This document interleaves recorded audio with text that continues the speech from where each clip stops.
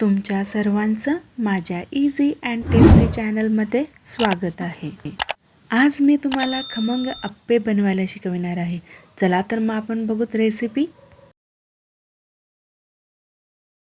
मी इथे एका भांड्यामध्ये 2 कप घुसळलेली दही घेतलेली आहे आणि त्यामध्ये जितका रवा भिजेल तितका रवा घालून घेतलेला आहे। नंतर ते व्यवस्थित मिक्स करून हलवून एक छान अशी कन्सिस्टन्सी तयार करून घेतलेली आहे, जे तुम्ही वरती बघू शकता। जर बॅटर थोडंसं घट्ट वाटत असेल तर तुम्ही त्यामध्ये थोडेसे पाणी ॲड करून मिक्स करू शकता। मी हे मिश्रण रात्रभरासाठी झाकून ठेवलेले आहे, जेणेकरून मला याच्यामध्ये एक्स्ट्रा सोडा ॲड करावा लागणार नाही। जर तुम्हाला झटपट अप्पे बनवायचे असतील तर तुम्ही रवा दह्यामध्ये किमान 1 तास तरी भिजत ठेवला पाहिजे। नंतर त्यामध्ये तुम्ही सोडा ॲड करून हे मिश्रण यूज करू शकता।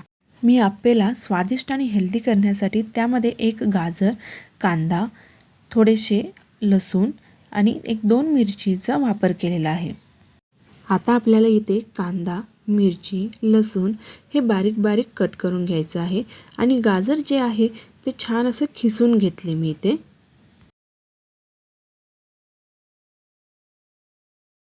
आता आपली तयारी करून झालेली आहे।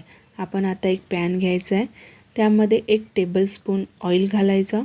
फोडणीसाठी त्यामध्ये थोडीशी मोहरी, थोडेसे जिरे, कढीपत्ता असेल तर कढीपत्ता घालू शकता आणि जे काही आपण चॉपिंग करून ठेवलेले आहेत ते त्याच्यामध्ये घालून सगळे व्यवस्थित मिक्स करून घ्यायचे आहेत। सगळे तांबूस कलर येऊपर्यंत मिक्स करून घ्यायचं आहे।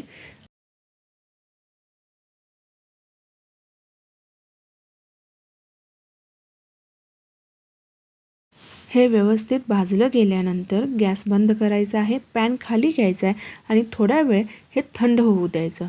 नंतर आपण जो भिजत ठेवलेला रवा होता त्याच्यामध्ये हे घालून व्यवस्थित मिक्स करून घ्यायचं आहे। मी रात्रभर भिजत ठेवल्यामुळे मला सोडा घालायची गरज नव्हती। तुम्ही जर झटपट करायचं असेल तर तुम्ही त्यामध्ये सोडा घालून ते बॅटर यूज करू शकता। त्यामध्ये मी चवीपुरतं थोडंसं मीठ घातलेलं आहे। आता मी अप्पेचा तवा गॅसवर ठेवते आहे, त्याच्यामध्ये तेल लावून घ्यायचं आहे, जेणेकरून अप्पे त्याच्यामध्ये चिकटून बसू नयेत। मी ते तेल लावून घेतलेले आहे। आता आपण तयार केलेले मिश्रण याच्यामध्ये घालून घ्यायचं आणि 5 मिनिटासाठी झाकून ठेवायचं। त्याला वाफवून घ्यायचं।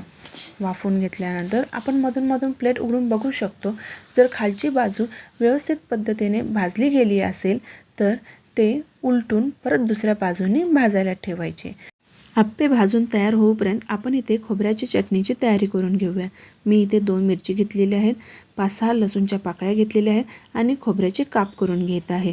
आता एका मिक्सर भांड्यामध्ये मिरची, लसूण, खोबऱ्याचे काप, थोडीशी कोथिंबीर, चवीनुसार मीठ आणि जर तुमच्याकडे दही असेल तर 1-2 चमचा त्यामध्ये दही घालून ते व्यवस्थित मिक्स करून घ्यायचं आहे। बारीक पेस्ट तयार करून घ्यायची आहे।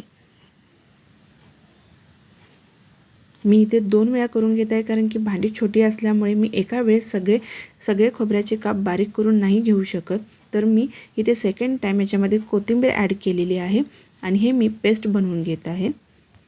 तुम्ही बघू शकता इथे अप्पे खालच्या बाजूने व्यवस्थित पद्धतीने भाजला गेलेला आहे। हे सगळे अप्पे पलटून घ्यायचे आहेत आणि दुसऱ्या बाजूने याला व्यवस्थित भाजू द्यायचं आहे। अप्पे दोन्ही बाजूनी व्यवस्थित भाजून तयार झालेलं आहे। मी एका भांडीमध्ये काढून घेते। तुम्ही बघू शकता हे अप्पे दोन्ही बाजूनी भाजून व्यवस्थित सॉफ्ट स्पंजी तयार झालेलं आहे आणि खायलाही एकदम मस्त असं लागतं। तुम्ही एकदा नक्की ट्राय करून बघा। आपण आता खोबऱ्याच्या चटणीची फोडणी घालून घेऊया। मी इथे फोडणीसाठी 2 टीस्पून तेल गरम करायला ठेवलेलं आहे। त्यामध्ये थोडीशी मोहरी, कढीपत्ता, जिरे घातलेलं आहे आणि हा व्यवस्थित तडतड असा आवाज यायला लागल्यानंतर ही फोडणी मी तयार केलेल्या खोबऱ्याच्या पेस्टमध्ये घालत आहे। आता हे व्यवस्थित मिक्स करून घ्यायचं आहे आणि आपली खोबऱ्याची चटणी आता रेडी झालेली आहे। चला तर आपण बघूया आपला अप्पे आणि खोबऱ्याची चटणी।